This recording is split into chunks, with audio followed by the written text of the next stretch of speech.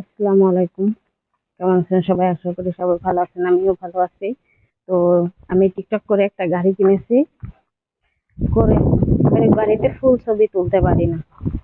এবারে এখানে একজন আছে, বাবার বাসায় আসছি। ওকে বলেছি তুই আমার একটা ফুল ছবি তুলবি, একলা করে তো তোলা যায় না। তো ওকে বলেছে, এবার আমি গাড়িতে বসেছি। বসে যাই একটু মানে স্টাইল করতে গিয়েছি, হঠাৎ করে গাড়ির হর্ন বাজে উঠছে।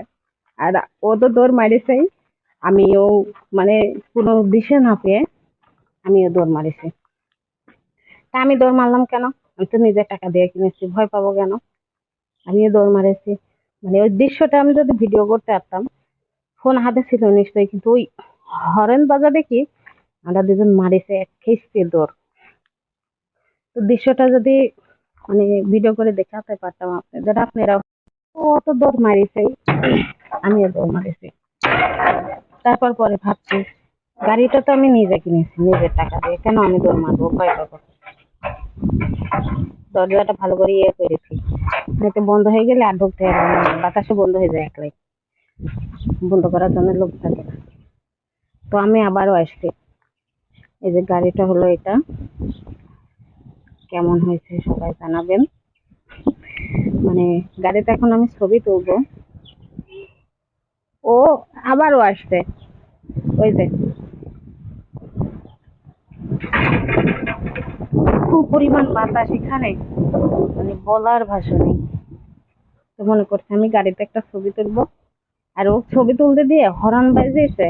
আমরা দুজন এক খেস্তি দৌড়, মানে পরে কি মরি, মনে হচ্ছে আমরা চুরি করেছি। তা আমার নিজের টাকা দিয়ে গাড়ি কিনেছি, আমি ভয় পাবো কেন? চোর পিল্লি দৌড় মারবো কেন? এমন বাতাস, বাতাসে বাইরে বেরোলে মানে পাগল হয়ে যাওয়া লাগে। আবারও ঢুকছে, যদি এবার হরেন বাজে এবার দৌড় মারবো না, এবার ভয় নেই। এই যে, দরজা বন্ধ হয়ে যাবে না, আমি ঠিক করে খাইছি। মানে এটা দিয়ে যে এখানে হরন বাজে চাপ লাগিয়েছে এরকম করেছে যে, আর হরন বাজে মারিছে খেস্তি দৌড় দিবে না। তো কেমন লাগছে? ড্রাইভিংটা শিখতে হবে। নাই এই সৌদি থেকে বাংলাদেশে গাড়িটা নিয়ে যাবেন কেমন করে? এখানে সব রাখি যেতে হবে না। দেখি ড্রাইভিংটা শেখা যায় নাকি, নাকি বাংলাদেশে যাই শিখে আবার আসি তারপরে নিয়ে যেতে হবে না, আল্লাহ পাক সেই জানে। তো সবাই দোয়া করবেন আমি যেন তাড়াতাড়ি ড্রাইভিংটা শিখি।